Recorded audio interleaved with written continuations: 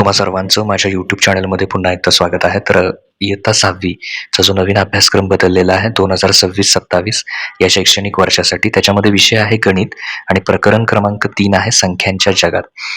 तर त्याच्यातला स्वाध्याय 3रा जो आहे, तर तो स्वाध्याय 3रा आपण या व्हिडिओमध्ये बघणार आहोत.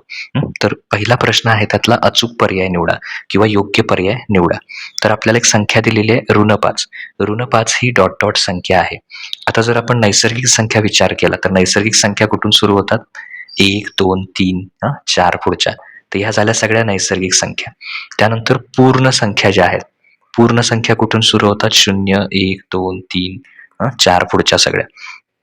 त्याच्यानंतर ज्या पूर्णांक संख्या असतात, पूर्णांक संख्या म्हणजे सगळ्या ऋण संख्या, म्हणजे 0, 1, 2, 3 ह्या धनसंख्या आणि ऋण 1, ऋण 2, ऋण 3 ह्या सगळ्या ऋण संख्या. तर ह्या सगळ्या काय येतात? पूर्णांक.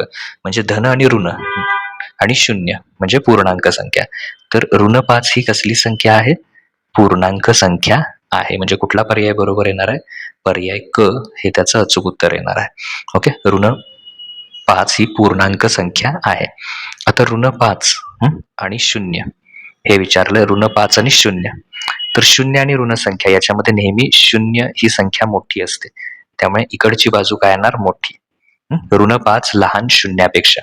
आता त्याच्यानंतर खालील विधाने चूक की बरोबर ते लिहा. 0 ही सर्वात लहान नैसर्गिक संख्या आहे. मुळात नैसर्गिक संख्या कुठून सुरू होतात? 1, 2, 3, 4 या सगळ्या काय आहेत? नैसर्गिक संख्या आहेत. मग 0 ही नैसर्गिक संख्या नाहीये, म्हणजे नैसर्गिक संख्येमध्ये 0 येतच नाही. त्यामुळे 0 ही सर्वात लहान नैसर्गिक संख्या आहे. हे विधान काय आहे? चूक आहे. तर ते चूक लिहायचं. सर्व नैसर्गिक संख्या या पूर्ण संख्या आहेत. आता नैसर्गिक संख्या आपण बघितलं कुठल्या? 1, 2, 3, 4, 5 आणि पूर्ण संख्या म्हणजे त्याच्यात एक्स्ट्रा कोण असतो? 0. तर हे सगळे मिळून काय होणार? पूर्ण संख्या. मग पूर्ण संख्या मध्ये नैसर्गिक संख्या आहेत की नाहीत सांगा? म्हणजे काय म्हणू शकतो आपण? सर्व नैसर्गिक संख्या या पूर्ण संख्या आहेत. त्यामुळे सर्व नैसर्गिक संख्या या जस्ट अ मिनिट सॉरी हे जे दिसत आहेत तुम्हाला, सर्व नैसर्गिक संख्या ह्या पूर्ण संख्या आहेत. तर हे विधान बरोबर आहे. तर इथे लिहूया आपण. पहिल्याचं तेवढं चूक लिहिलंय ते महत्वाचं. चूक. दुसरं मात्र बरोबर आहे. सॉरी, बरोबर. ओके.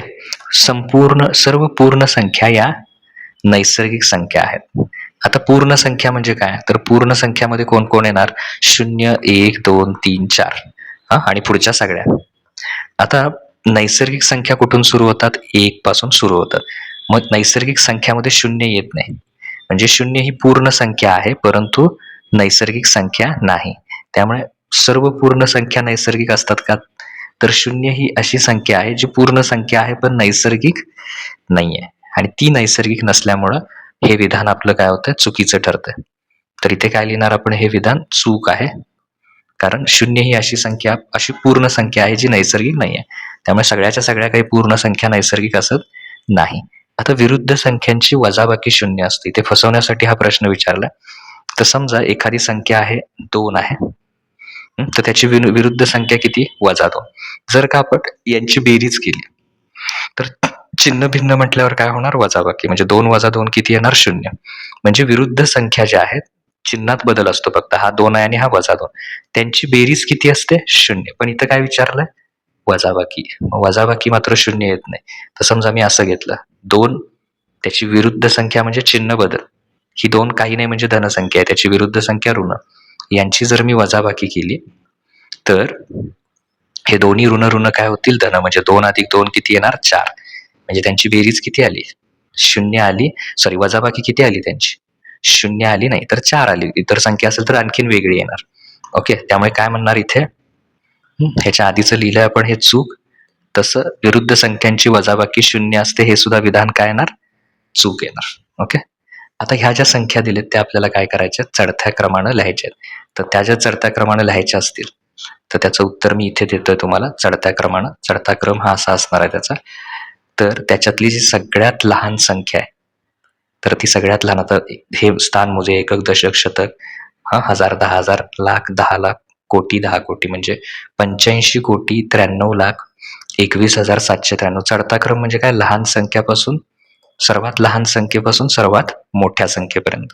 त्यामुळे सगळ्यात लहान कुठली येणार याच्यातली, तर 85 कोटी 93,21,793.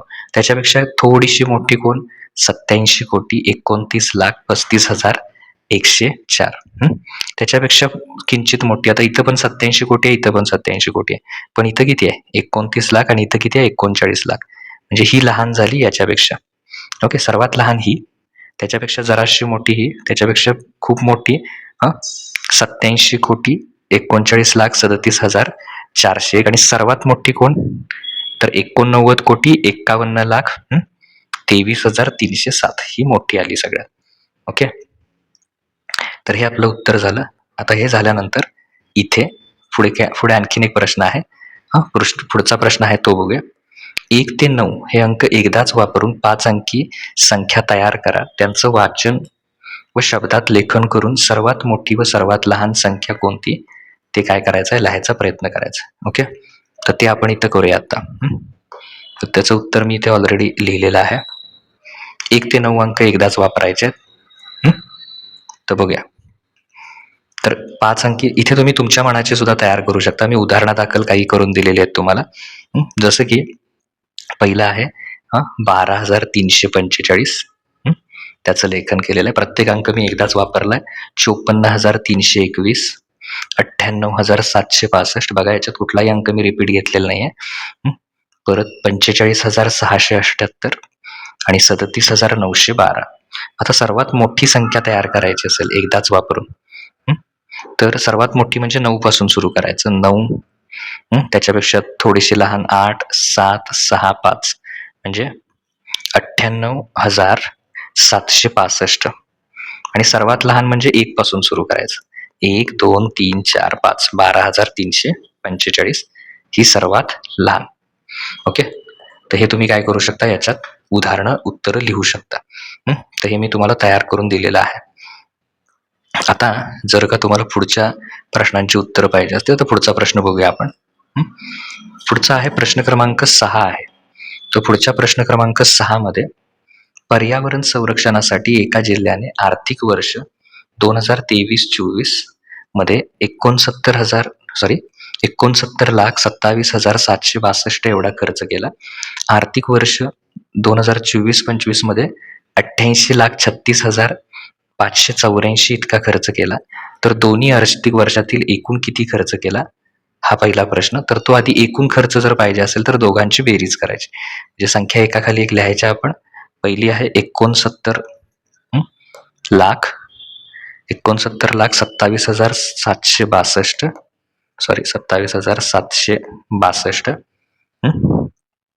आणि 24-25 मध्ये 88,36,584.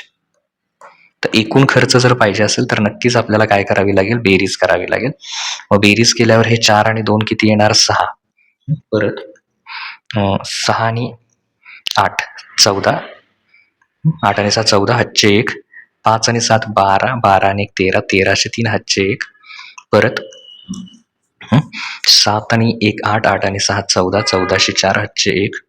त्याच्यानंतर 3 आणि 2 5 आणि 1 6, 9 आणि 8 17 हातचे 1. इथे 6 आणि 1 7, 8 आणि 7 15.